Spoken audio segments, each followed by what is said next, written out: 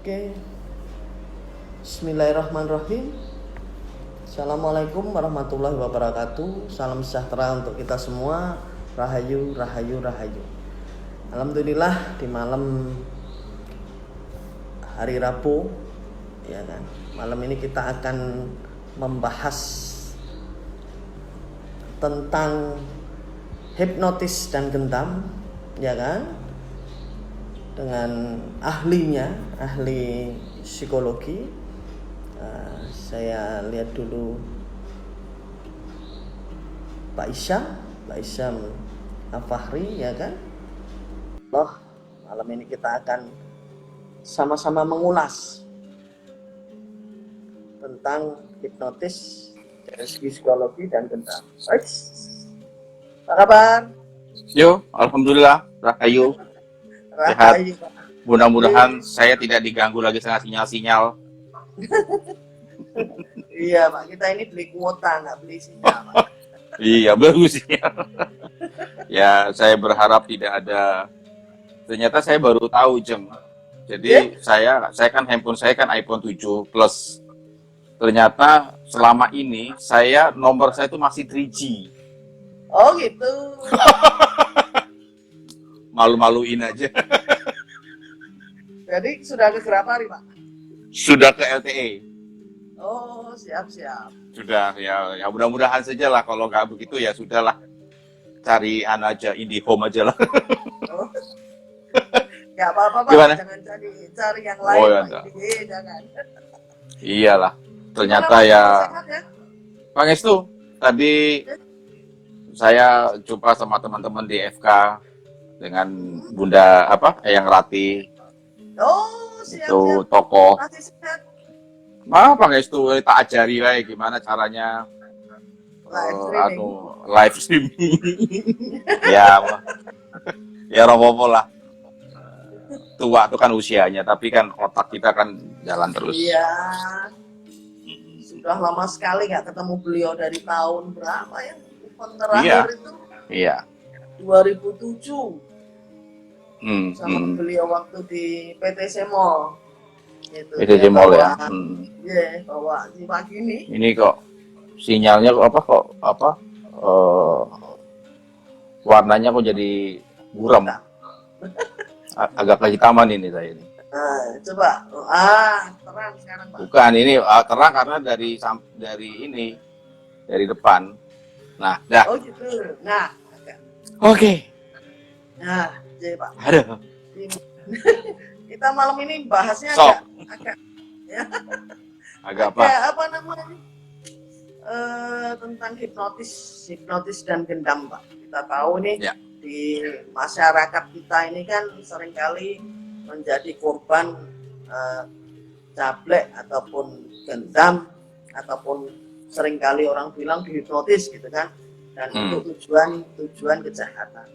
Padahal banyak orang, mohon maaf, dari ahli-ahli hipnotis juga bilang bahwa itu sebetulnya tidak serta-merta disalahkan, bahwa itu bukan karena hipnotis, bisa jadi karena itu bujuk rayu. Nah, tapi sebelum masuk ke sana, sebetulnya piye itu Pak? Itu istilah kasarnya dari kacamata psikologi tentang hipnotis dan gendam itu Pak.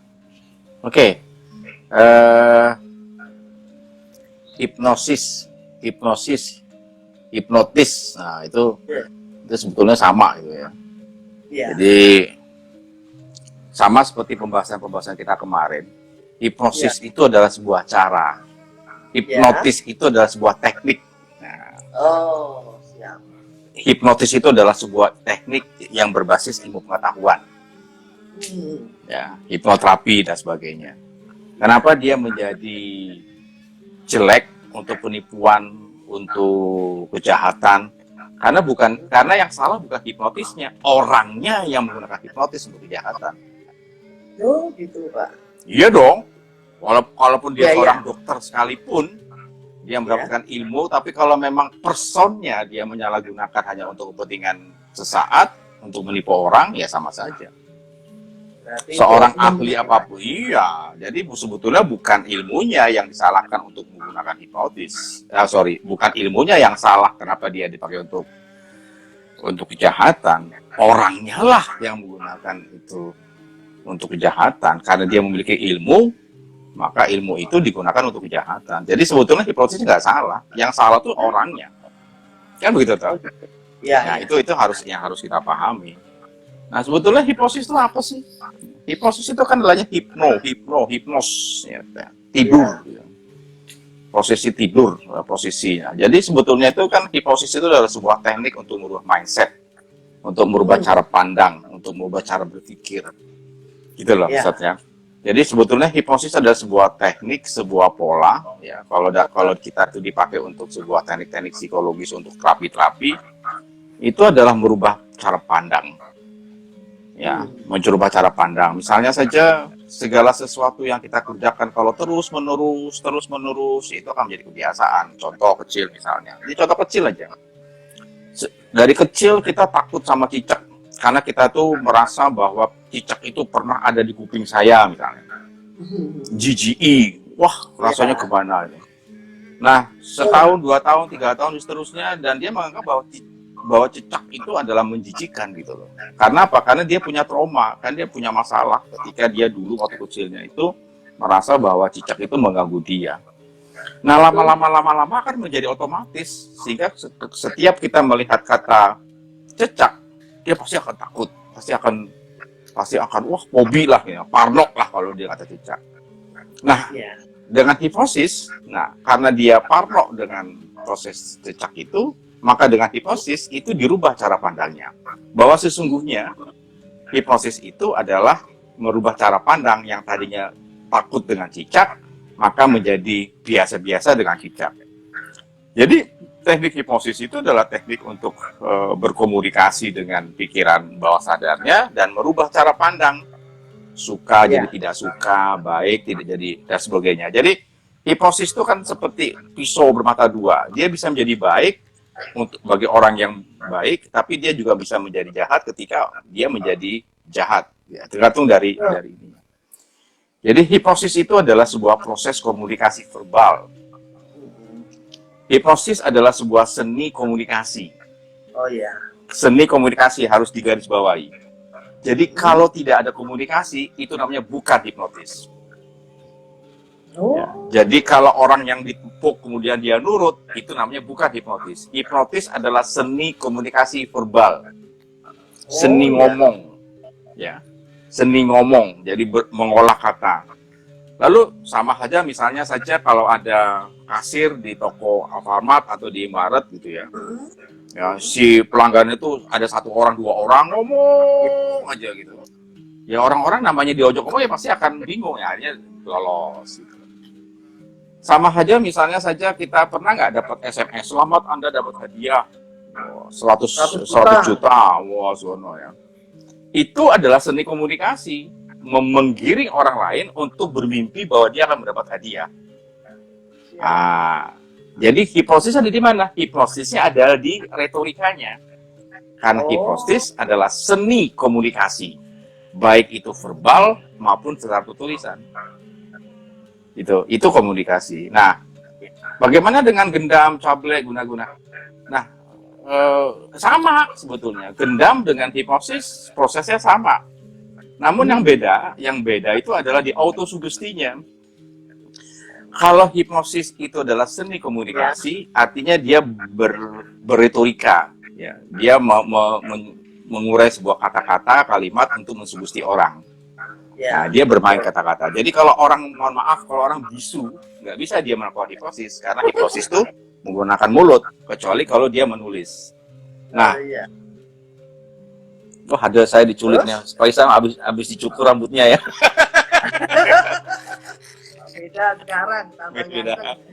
Nah, jadi hipnosis adalah seni komunikasi. Jadi sehebat-hebatnya seorang proses hipnosis tergantung bagaimana dia cara bicara.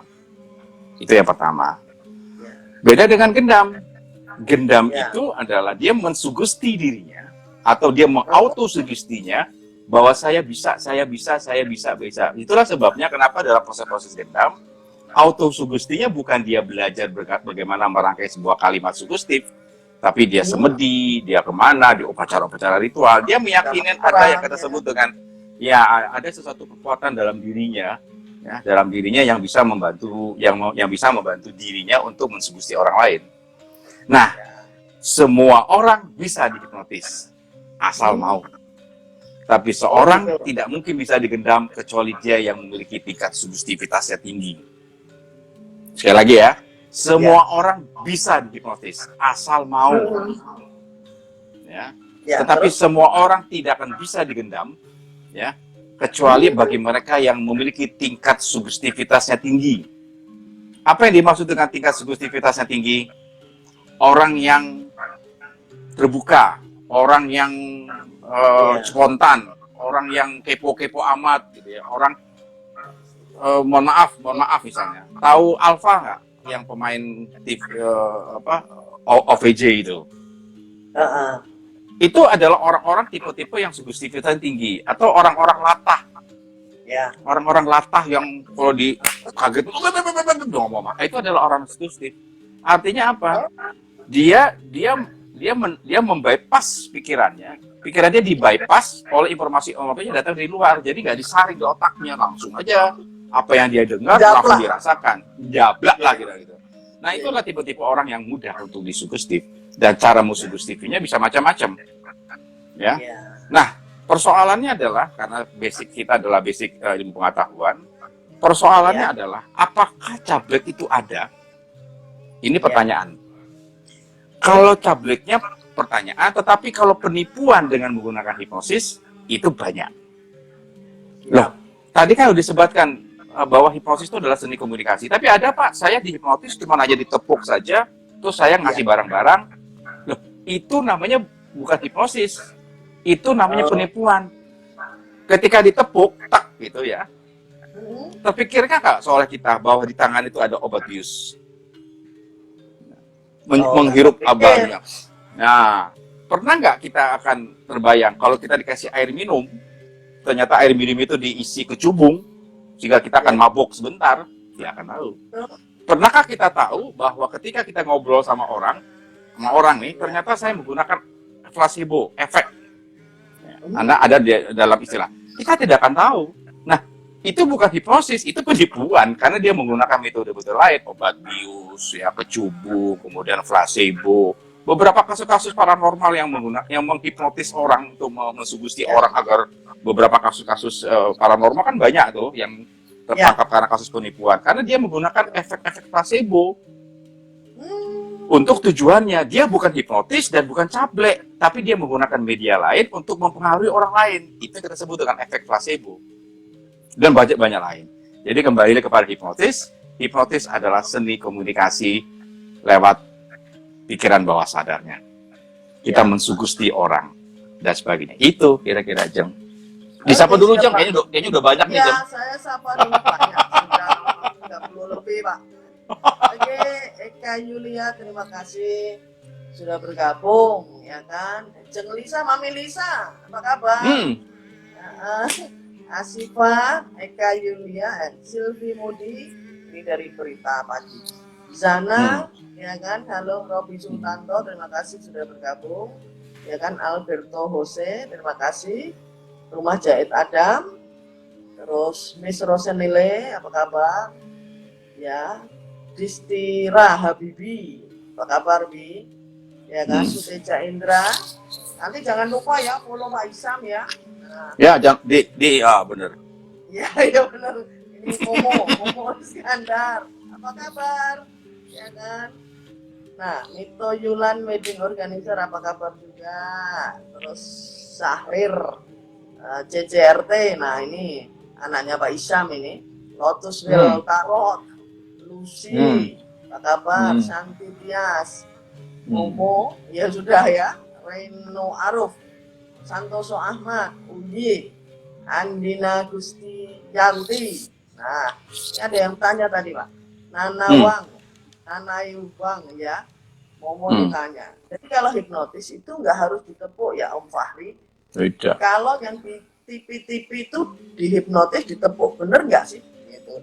Ya. Jadi untuk apa namanya, untuk entertain ya. Ini saya bacain dulu Pak. Nah, tapi ingat Ya. Benny, John Wick, ya ini, nah, Saskia, ya kan, Riyad Mulyadi, Momo lagi, ya kan, Benny, Indra, Momo, aku nggak tahan ya tadi ya. Tarot Cimrani, apa kabar? Boy Wibowo, Adi Tirta, oke, Mayeranti, Indra, Ari Seduting, ini paranormal, paranormal juga di Sumatera Selatan. Oke. Ya, Asifah, ini Pak Isam, apakah hipnotis untuk menghilangkan fobia terhadap suatu efeknya dapat langsung selamanya atau hanya sementara saja? Dan nantinya setelah efek itu hilang, apakah efek itu akan kembali fobia? Nah, Mak, terima kasih. Tarot Inyang, Tama, terima kasih. Lotus Bell Tarot, Uiti Film, terima kasih. Tommy Tio. Nah, Pak Isam. Disapa semua ini Pak Isam. Wah, luar biasa. Ya, kalau kayaknya bisa ada part 2 nih kayaknya nih. Part 2. Iya, pertanyaannya kita belum bahas gendam, masalah kita baru bahas proses saja gitu. Iya, benar gitu. Oke. Tadi kan dikatakan ditepuk tadi. Ya, ya. Apakah mengenai tepuk? Tepuk adalah salah satu teknik yang kita sebut dengan shock induction. Ya, dikejutkan, dikagetkan. Ya toh? Jadi di shock gitu ya, ditekan, tok gitu. Sehingga apa? Ketika misalnya kita lagi duduk diam manis ya, tiba-tiba dikagetin. Asing begitu toh? Itu adalah sebuah reaksi. Benar. Nah, apakah reaksi itu panjang atau pendek tergantung dari kita. Kalau andai kata misalnya sekarang kita ditepuk, kemudian kita kaget. Nah, di saat sekian detik itu adalah sebuah proses membangkitkan bawah sadar kita dan pada akhirnya kita bisa masuk. Contoh misalnya. Terbuka ya itu berarti. Terbuka. Contoh yang paling gampang aja adalah seorang latah, ya. Latah nih, ya. Latah ketika dikagetkan, entah ditepuk, entah diteriakin, entah di apapun bentuknya, yang sifatnya shock, yang sifatnya dikagetkan, pasti dia akan merespon. Nah, respon inilah yang dimanfaatkan. Jadi tepuk, ditarik tangannya, ditekan, diteriakin, apa segala macam, itu adalah shock induction. Yang dimainkan oleh Ferdian, apa segala macam, di TV 7 dan sebagainya, dengan Uya, kemudian Robi Rafael dan sebagainya, itu adalah teknik shock induction.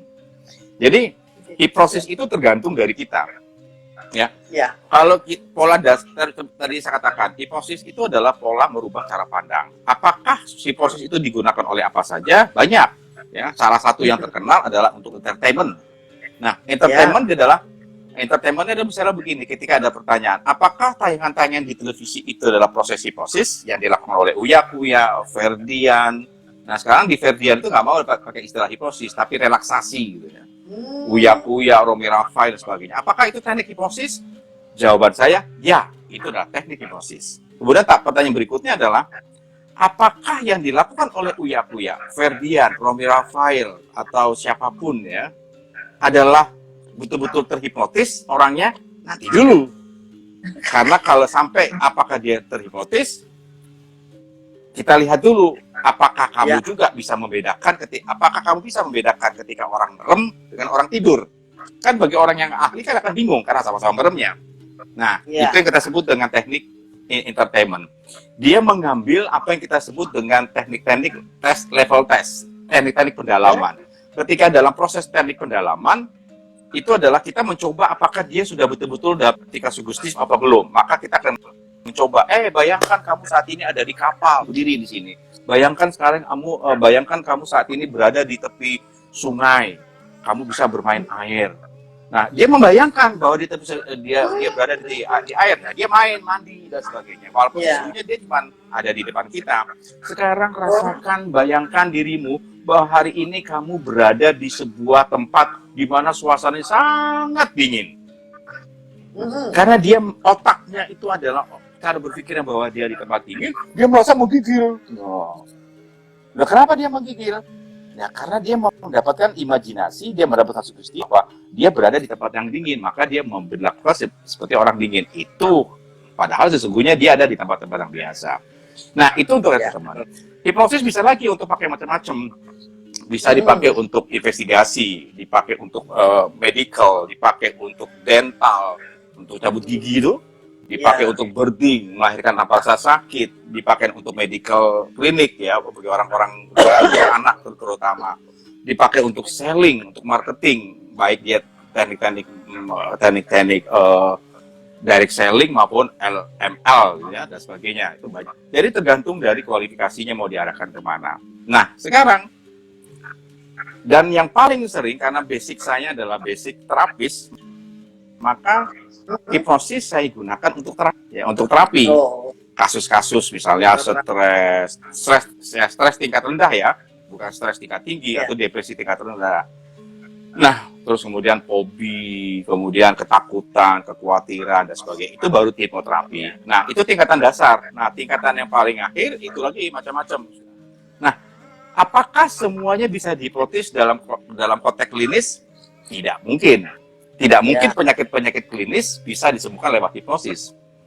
Stres tingkat tinggi, bipolar, depresi tingkat tinggi, bipolar, schizophrenia, itu nggak bisa. Paham-paham yang merasa dirinya indigo dan sebagainya, itu nggak bisa dihipnosis.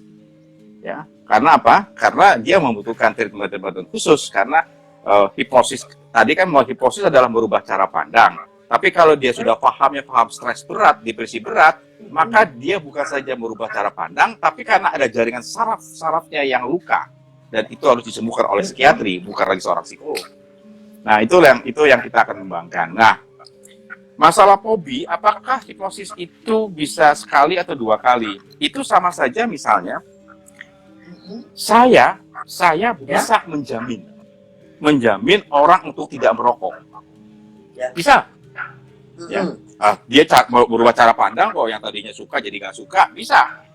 Tetapi apa gunanya ya, ketika dia sudah diterapi untuk anti rokok, tapi dia bergaul lagi dengan orang yang perokok, ya jadi perokok lagi lah.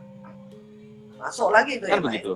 Masuk lagi, sama seperti misalnya saya udah tahu sakit asma, ya, disembuhin, oke disembuhin nih, ya sama dokter, sembuh, tapi saya minum es lagi, ya kambuh lagi. Jadi sebetulnya hipnosis tidak menjamin dia bisa baik, tergantung dari orangnya. Nah, kalau orangnya memang sudah tidak memiliki kekuatan untuk mandiri, untuk tidak mau kembali ke asalnya, ke pemicunya, ya nggak akan ada gunanya. Terapi adalah fungsinya seperti itu. Apakah bertahan? Dia akan bertahan. Seorang narkoba sekalipun bisa dilakukan proses hipnosis, asalkan memenuhi persyaratan.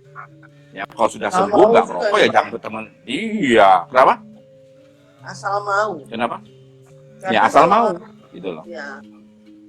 Kalau orang narkoba itu memang susah Pak ya. Kalau dia bergabung dan dia rentan sekali secara psikisnya dia, itu dia pasti kembali gitu Pak. Pasti akan kembali. Ya. Jadi tergantung dari kita. Jadi apakah itu permainan atau tidak? Sesungguhnya namanya ilmu pengetahuan. Seluruh kasus-kasus kesehatan, kasus-kasus tadi dokter apa segala macam lah. Gak usah penyakit psikis lah, penyakit fisik saja. Sudah tahu kita ini darah tinggi misalnya, ya sampai 140, 150 misalnya. Oke, ketika kita naik ke atas kita berobat, sembuh nggak? Sembuh. Tapi karena kita sembuh, kita pengen makan daging lagi. Ya, kumat lagi lah. Sama, terapi juga begitu hipnosis. Iya, jadi dibilang menjamin, pasti terjamin. Asal juga didukung oleh perilaku-perilaku yang berubah. Ya, mentang-mentang dia sembuh, terus seenaknya aja, ya kumat lagi lah. Ya sama saja. Sama, hipnosis akan begitu. Bagus Pak, menarik ini tadi. Karena baru bahas hipnotis, ini belum gendam ini Pak. Iya, udah kayaknya season kedua nih kayaknya di bakalan. Belum lagi nanti praktek hipnosis. Iya. Praktek hipnosis. Izin Pak. Jadi bagaimana cara menghindari hipnotis dan gendam? Loh, hipnotis tidak perlu dihindari. Itu ya? Kenapa harus dihindari? Orang tiap hari ada kok sama kita kok. Hipnosis itu contoh misalnya, hipnosis itu adalah sebuah proses kehidupan manusia yang alami. Ya, yang alami loh. Misalnya begini, kita nonton TV mantengin nonton TV gitu loh. Kadang-kadang kita terhanyut kan, kasihan ya, penjahatnya dibunuh, kasihan ya dia dilukai. Itu kita udah terhipnotis dengan nonton TV. Atau kita lagi jalan misalnya, tiba-tiba ada orang pengemis di depan, kasihan ya, Dia tuh makanya kurus, beban, nggak makan, kita kasih duit. Kita sudah terhipnotis. Jadi hipnosis itu adalah sebuah proses yang kita alami setiap hari. Disadari maupun tidak disadari. Cuman persoalannya adalah levelnya. Kalau level-level keseharian ya kita anggap biasa. Saya tidak akan mungkin, saya terhipnotis oleh dirimu. Kenapa? Oh, saya mau kok nge-live sama dirimu. Oh enggak. Loh, iya kan? Enggak, itu kan skala. Loh, ya artinya kalau nggak ada gitu kan nggak ada reaksi. Jadi hipnosis itu sebetulnya sebuah proses yang alami.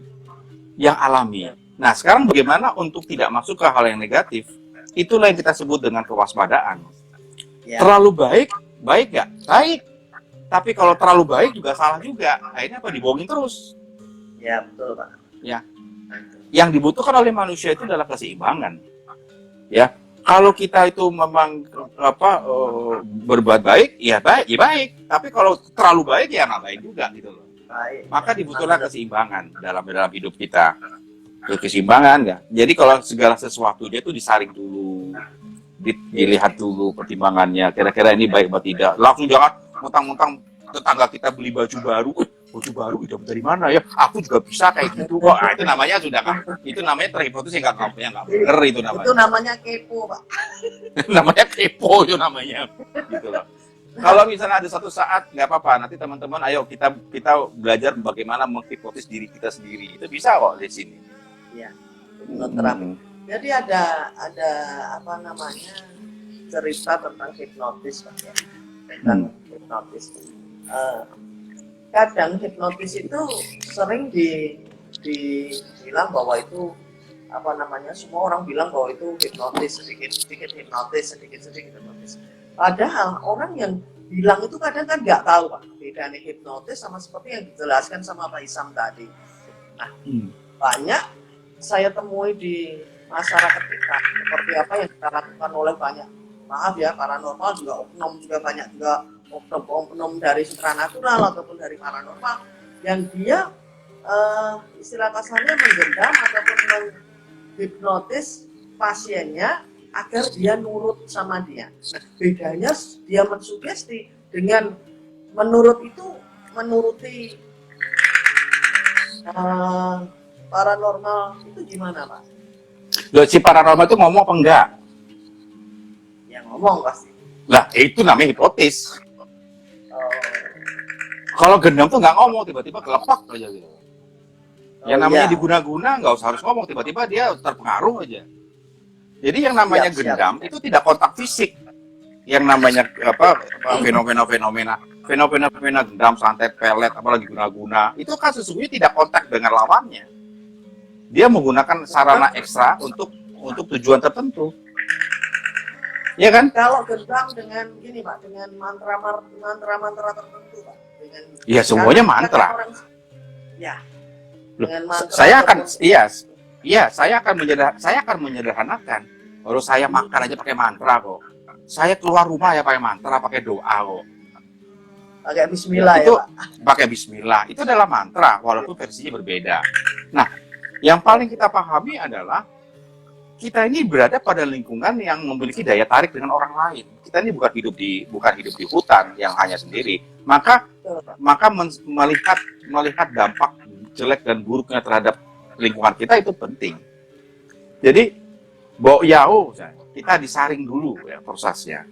Nah, prosesnya disaring dulu. Artinya kalau tadi yang jenengan katakan, sejauh orang itu ngomong, entah paranormal, kayak dukun, kayak dokter sekalipun, siapapun, forever, saya tidak akan menjadi masalah. Ya. Sejauh dia menggunakan kalimat mensugusti orang, dan orang itu terpengaruh, ya. Misalnya begini, ini bahasa yang paling mudah ya, yang paling gampang. Saya ketemu sama seseorang. Ya. Ini paling gampang. Terus kemudian ini bahasa hipnotis nih. Bu, selamat siang. Bu, Ibu dari mana, Bu? Saya mau tanya, Bu, alamatnya di Arjuna itu di mana ya, Bu? Saya kok rasanya agak kesulitan, Bu, untuk melihat atau untuk jalan ke Arjuna. Mungkin Ibu bisa kasih petunjuk buat saya. Oh, di sana, Pak. Begini segala macam. Bapak mau cari siapa? Iya, Bu, saya ini sebetulnya saya mau cari saudara saya. saya ingin tahu bahwa ibu saya itu meninggal, saya nggak tahu saya harus ngasih kabar bagaimana. Jadi mungkin ibu bisa bantu saya. Oh Bu, kasihan ya. Terus saudaranya di mana nggak tahu Bu. Saya juga bingung di suasananya kayak begini Bu. Nah, itu adalah bahasa hipnosis Bu. Saya tidak berani untuk ngomong Bu. Saya capek Bu. Saya belum makan. Saya nggak punya apa-apa. Saya ingin kasih tahu saudara saya Bu. Nah, bagi orang-orang yang memiliki tingkat sugestivitas yang tinggi, dia kan pasti memiliki empati. Pasti. Kasihan ya begini. Nah, disitulah kita bermain. Ibu ada, yuk saya bawa ini aja Ibu. Saya tolong saja Bu. Ini saya punya jam Rolex Bu. Saya ingin pulang ke negara saya, tapi saya nggak tahu kalau saya harus mau jual kemana. Rolex saya beli sekitar 10 juta Bu. Ibu boleh bayar berapa aja deh kepada saya. 2 juta, 3 juta nggak masalah Bu. Yang penting saya bisa pulang kembali. Dan setelah saya mencari saudara saya. Nah, itu adalah bahasa hipnosis, membuat orang menjadi empati kepada kita. Maka hati-hati dengan keluhan ketika kita meminta sesuatu ke orang lain, kita juga harus tahu waspada loh. Ini dia benar apa enggak nih? Hanya apakah dia karena dia pintar memainkan sebuah retorika, ya, membangun image, membangun sugesti terhadap penderitaannya dia.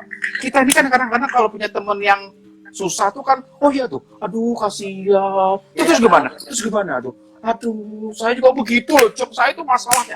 Udah kena. Gaya memelas.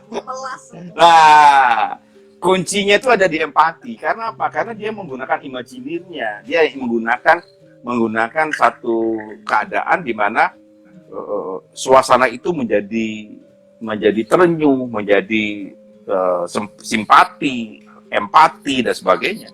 Itu adalah cara masuk untuk sebuah proses hipnosis. Maka hati-hati.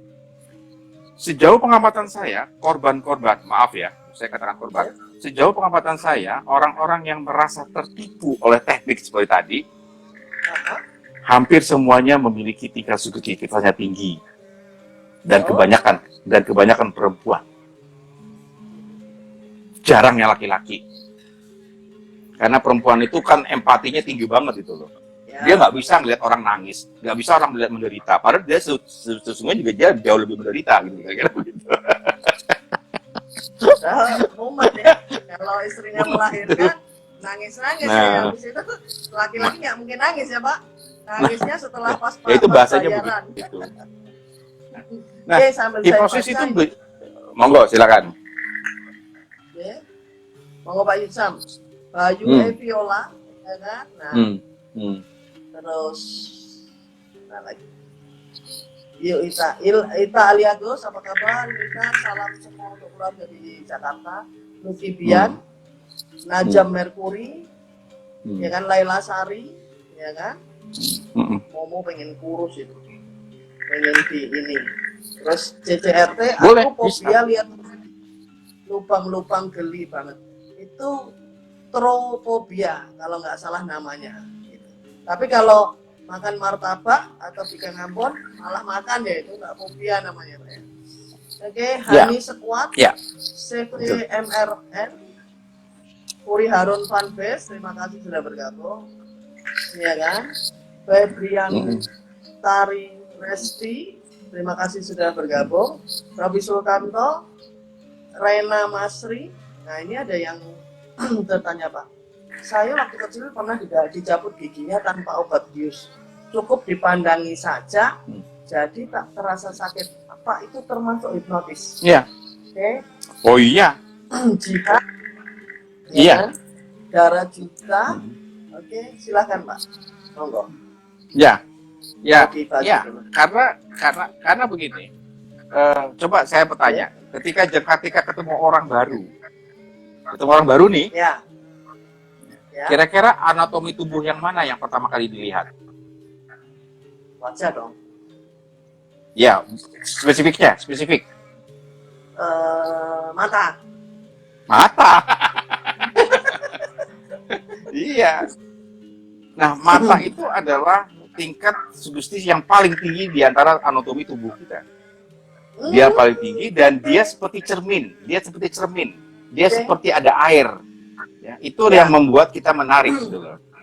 Maka dalam teknik hipnosis itu kan ada pendulum dong. Ya. Itu juga bening gitu loh. Jadi kenapa lihat mata? Karena ada satu kayak ada air gitu di mata kita, itu yang membuat jadi fokus. Ya. Gitu. Oke, Nah, oke, contoh. oke. Coba sekarang kita lihat. Ayo, Kartika sama saya tatapan yuk, tatapan mata. Lama-lama kan salah satu di antara kita. Ya, bukan. Makanya akhirnya kan apa? Akhirnya salah satu di antara kita kan akan nunduk karena kita tidak kuat menatap wajahnya. Nah, artinya mata itu memiliki tingkat sugestivitas yang nilainya cukup tinggi karena bagian tubuh kita ketika kita pertama kali ketemu dengan orang adalah mata. Ya. Wajah terutama ada mata. Dan mata ini adalah jendela untuk masuk mata ini bisa membypass pikiran bawah sadar kita bisa komunikasi. Dari matalah kita bisa menganalisa siapa lawan kita, bagaimana keadaannya, apakah dia lagi senang, bahagia, apa segala macam. Mata bisa menjadi jendela dari suasana kebahagiaan. Mata kita menangis. Kalau kita lagi sedih, lagi bahagia, mata kita benar. Itu mata di situ. Maka mata yang paling utama untuk bisa masuk. Jadi ketika ada orang dokter masuk ke ini, dilihat mata bagian utama. Maka dalam hipnotis mata itu paling penting untuk kita latih menjadi fokus. Nah, itu yang terus tadi apa? Ini kayaknya banyak yang latah deh di sini nih. Iya, Robi Sultanto yang tanya, Pak. Reina Masri, ya kan? Oke, yang salah, yang kalau banyak yang latah itu ya, latah yang paling efektif adalah ya memang harus ketemu dengan saya. Harus ketemu ya. Artinya silakan. Ya. Langsung hubungi. Tetapi kalau misalnya sekarang, kalau misalnya saya bagaimana untuk muroge latah dari tatama tadi saya lihat itu gampang saja. Setiap saat, setiap waktu, atau kapan saja, mau pagi, siang, malam, dan saat lagi ngapain saja, self-talk, ngomong sama diri sendiri. Ya. Kata-kata yang paling mudah untuk seorang latah adalah, mulai hari ini, ketika saya mendapatkan sesuatu yang datang dari luar, mulai hari ini, kapanpun, dimanapun, dan siapapun yang mencoba untuk mengagetkanku, untuk sesaat saya diam. Setiap saat. Jadi saya ngomong sama diri sendiri, ya. Siapapun, autosugesti. Jadi self-talk. Kapanpun, siapapun, dan dimanapun, ketika saya dikagetkan, pikiran saya, otak saya untuk sesaat diam. Siap. Kapanpun, siapapun, dimanapun, ketika ada orang yang mencoba untuk mengkagetkan diriku, secara otomatis pikiran saya menjadi waspada.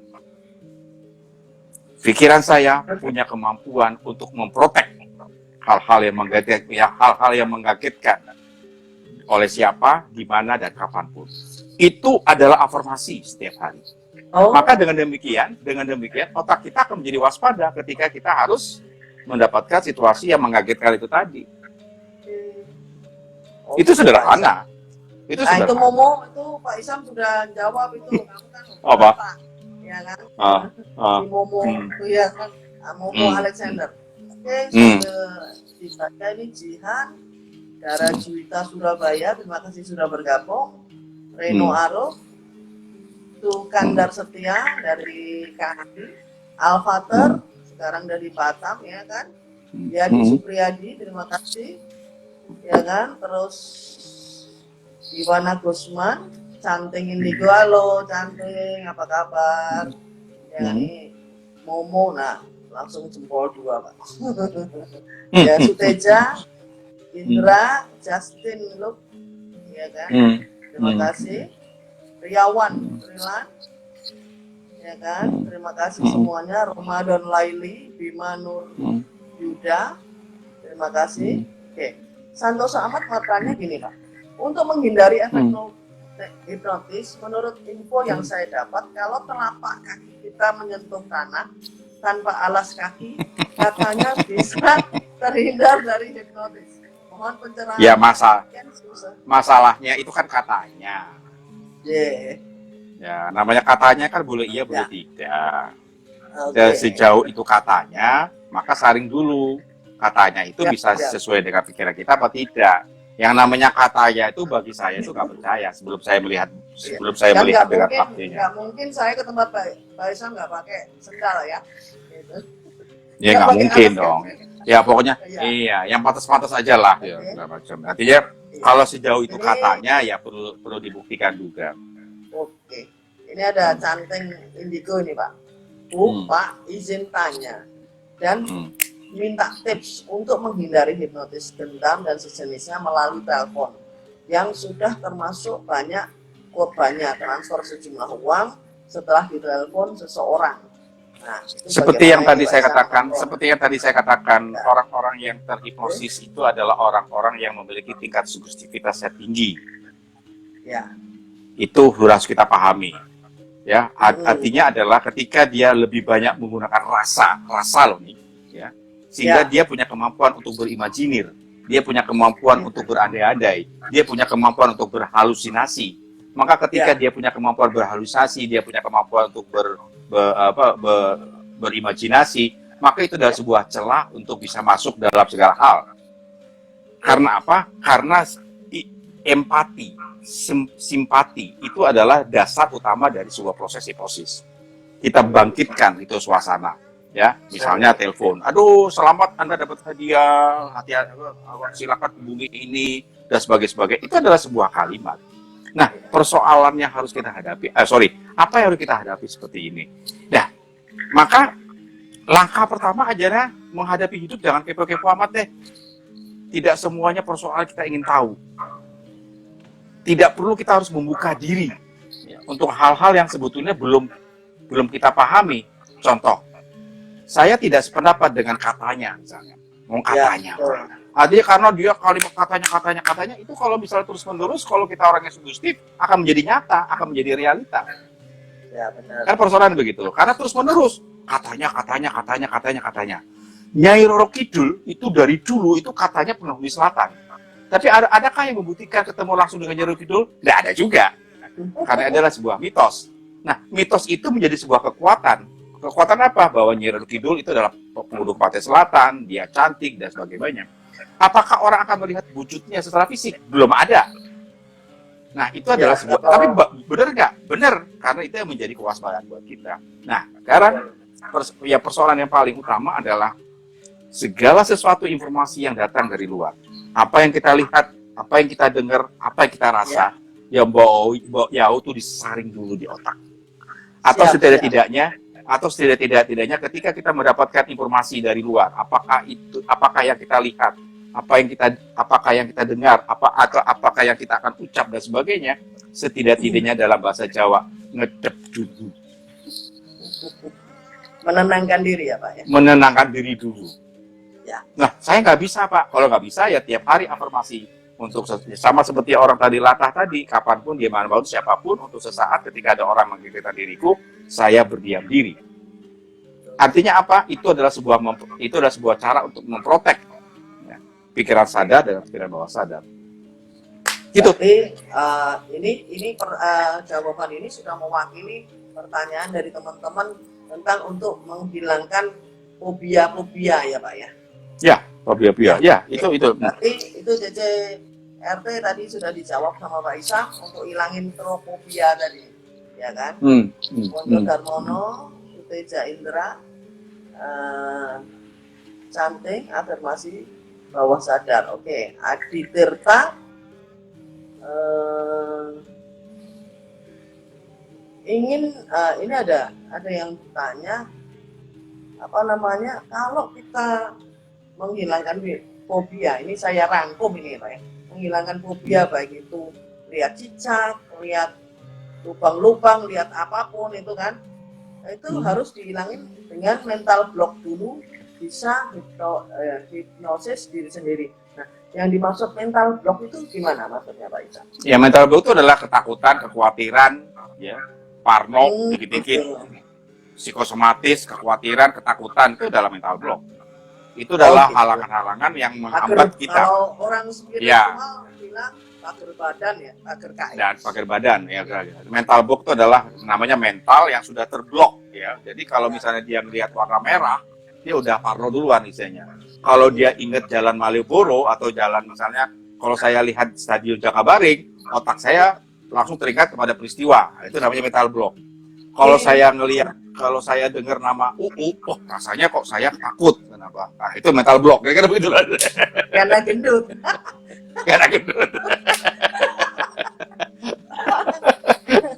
Ngaku dewi.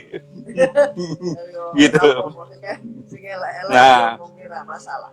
Ya, nah gitu kira-kira. Ini ada pertanyaan lagi, Pak Isam. Kalau kita kayaknya nih, kita pakai kacamata ini, bisa nggak kena hipnotis? Nah, ini pertanyaan Pak Sukandar Setia. Ya, bisa saja. Bisa ya.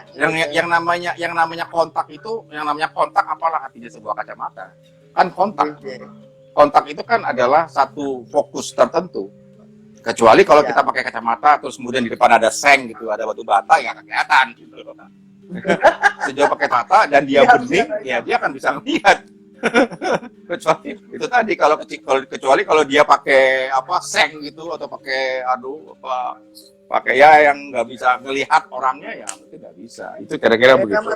Nah, ya kata kuda. Saya sapa terakhir ini Dol, ya kan, Gabriel Alfonso Tarot Reader, terima kasih. Halo Gabriel, ini murid-muridnya Pak Isam semua ini. Udah 1 jam, jangan udah 1 jam, dendamnya kayak berlanjut besok deh. Gitu. Ya udah ya kita berdua. Oke, kita lanjutin besok, tenang aja. Ya tenang aja. Waktunya punya kita juga Pak Isam ya. Oke, Pak Isam, ini nggak terasa ya kan? Ini sudah Valentine Go, Alifa Bintang, ya kan? Terus Faisal pertama, oke? Robi sudah ya, oke. Oke Pak Isam. Nah, hilang Pak Isam. Udah. Terima kasih ya. Udah pamitan kok wis ngilang. Wah, iki aku tergendam iki. Tergendam oleh sugestinya sendiri ini, Pak. Iya, benar. Iya, Bang. Pak Isam matur nuwun. Ini buku saya. Ini tahun 2008, ini buku saya pertama tentang The Real Art of Hypnosis. Oh, The Real Art itu adalah kolaborasi seni hipnotis timur dan barat. Oh, sip. Monggo silakan. Nah, ini timur dan barat ini nanti kita akan bahas dari sini. Nah, ini tahun 2008 ini. Sekarang udah nggak beredar lagi. Terima kasih. Berarti harus kalau mau harus pesan sama Pak Isam ya. Langsung belajar aja ke Palembang sekaruan. Nining Lestari, terima kasih, selamat malam. Oke Pak Isam. Ya. Baik, kita akan itu banyak yang baca. Mungkin kapan, monggo. Minggu depan aja.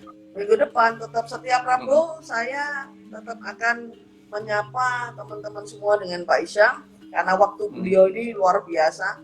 Luar biasa. Makasih Pak Isam, ulasannya itu baru hipnotis, dendamnya belum. Terima kasih. Ya, belum teknik-tekniknya belum. Oke. Banyak. Oke, makasih ya. Oke, terima kasih. Jangan lupa follow. Oke. Jangan lupa follow saya di Instagram ya. Ya kan?